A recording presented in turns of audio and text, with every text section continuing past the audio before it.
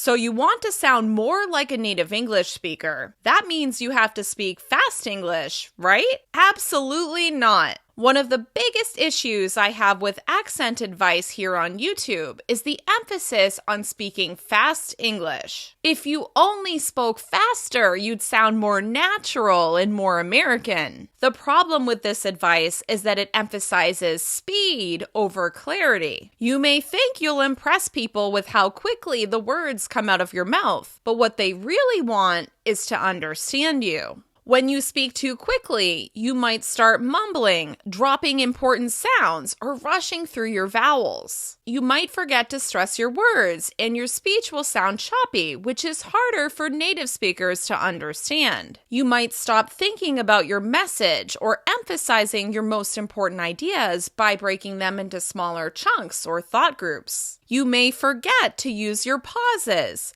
and your pitch to punctuate your ideas. While this is something I've observed while listening to my clients and students, it's also something I personally struggle with when speaking Spanish. So let's pause for a moment.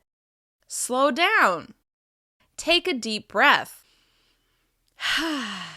Let's talk about why you need to stop trying to speak English fast and focus on speaking clearly instead. Before we get started, I want to remind you that there's a difference between thinking quickly in English and speaking quickly. You should definitely do whatever you can to think more quickly in English by increasing your fluency. When you think quickly, you can respond and react to what's happening in the conversation. You can come up with new words when you realize that you're not being clear, or when you simply need more details to express yourself fully. That said, I know that when you start thinking quickly, you're going to want to get those words out as fast as possible. But that's when you should focus on clearly communicating your message. You want to speak clearly so that people understand you. Sometimes that means slowing down and being more intentional with how you say your words. Let's get started. First, let's talk about what we mean by fast speech in English. If you want to speak English quickly, you'll learn about the following. Stress and reductions are which words and syllables you emphasize and which you de-emphasize or reduce to make them less obvious. Contractions are when we combine words to make them shorter and faster to say. In this case, I'm talking about standard contractions like I'm, you'll, she's, he'd, they've, we've, there. We also have informal contractions like gonna, wanna, shoulda, tryna that happen in casual, relaxed speech. When we're speaking quickly, we may actually drop or delete sounds, like when the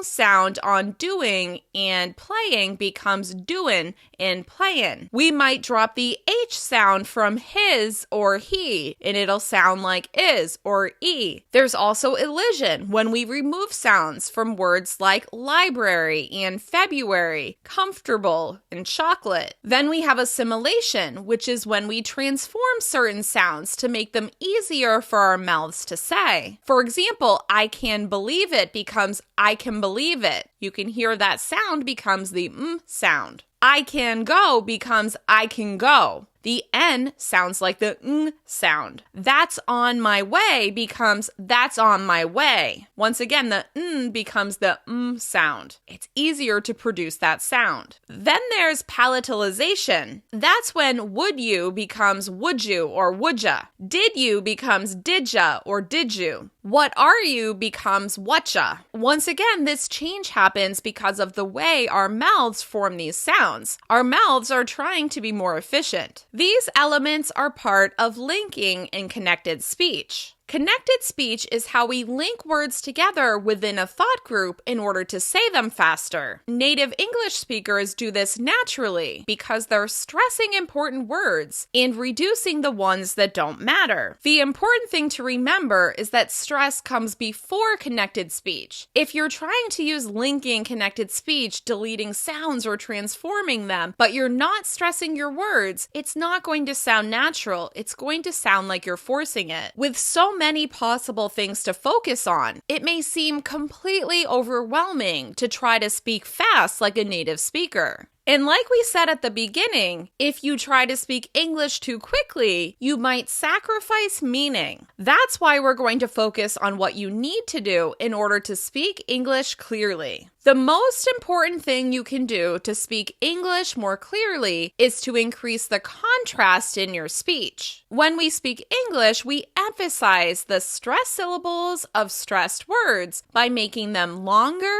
louder, and higher in pitch with an extra clear vowel sound. The stressed words are the ones that express your meaning. You're basically highlighting the most important words with your voice. Native speakers are listening for stress in order to understand your meaning. Consider this sentence. I've been learning Portuguese for a long time, but I haven't had the chance to visit Brazil. Listen one more time and see if you can identify which syllables are stressed and which are reduced. I've been learning Portuguese for a long time, but I haven't had the chance to visit Brazil. I've been learning Portuguese for a long time, but I haven't had the chance to visit Brazil. If you pronounce every single syllable evenly, it'll be hard for a native speaker to understand you. When we use stress, we highlight or focus attention on the words that matter. We also de-emphasize or reduce the ones that don't. For example, prepositions like for and to are function words and they're not usually stressed. We reduce them. For becomes fur, and to becomes to. These are called weak or reduced forms. If I overpronounce these sounds, the other person has to work extra hard to figure out my meaning. Listen again and hear how these words are reduced. I've been learning Portuguese for a long time, but I haven't had the chance to visit Brazil. Focusing on contrast between stress and reductions will help people understand you. And it will help you speak English more quickly, but it won't have a negative impact on your meaning. I also encourage you to learn how to use standard contractions. We actually expect to hear them, so when you separate the words, it focuses extra attention on the words that don't matter. Affirmative contractions like I'm, you're, they've are one way that we de-emphasize unimportant words. When you clearly pronounce them, your listener is going to think that they're important. On the other hand, negative contractions like don't, didn't, haven't, and wouldn't are important because they communicate meaning. We usually stress negatives for clarity because it's not what you expect to hear. You can learn how to say contractions with the right stress in this video. You'll also find links to all the resources I mentioned in the description below. Another thing you can do to speak English more clearly is to break your ideas into thought groups. If you listen to interesting, effective speakers, you'll notice that they often pause after key ideas. This is another way to emphasize what matters. It makes it easier for people to digest and process your meaning. In English, it's your responsibility as the speaker to make your meaning clear and easy to understand. Let's look at my example again. I've been learning Portuguese for a long time, but I haven't had the chance to visit Brazil. First, I'll say it fast, without any thought groups. I've been learning Portuguese for a long time, but I haven't had the chance to visit Brazil. How did you feel while listening to me? Now listen to how I say that sentence with thought groups. I've been learning Portuguese for a long time, but I haven't had the chance to visit Brazil. I've been learning Portuguese for a long time, but I haven't had the chance to visit Brazil. You can hear that I pause and slightly change my pitch after key ideas. If you're listening extra carefully, you may notice that I'm stressing one word in each thought group more than the others. Listen one more time. I've been learning Portuguese for a long time, but I haven't had the chance to visit Brazil. I'm still stressing the rest of the words in the thought group, but one stands out more than the rest. Rather than trying to speak fast, think about how you can package and present your ideas so that they're easy to follow and understand. For more practice with thought groups, check out this video on breathing, pausing, and thought groups. The last thing you can do to speak English more clearly is to learn how to use your voice more effectively to communicate your meaning. We've already talked about pitch with regards to stress and thought groups. but it's also super important for intonation, or how we communicate meaning, emotions, and attitudes through changes in our pitch. Let's look at some examples. You've been learning Portuguese for a long time. This is a statement of fact. You've been learning Portuguese for a long time. I'm using falling intonation at the end of the sentence in order to signal that it's a neutral statement. Listen to how the meaning changes if we change the intonation. You've been learning Portuguese for a long time? By using rising intonation at the end of the statement, this is now a question. You've been learning Portuguese for a long time? You might turn the statement into a question in order to check that you understood or to show curiosity or even disbelief. Have you been to Brazil? This is now a yes/no question. Have you been to Brazil?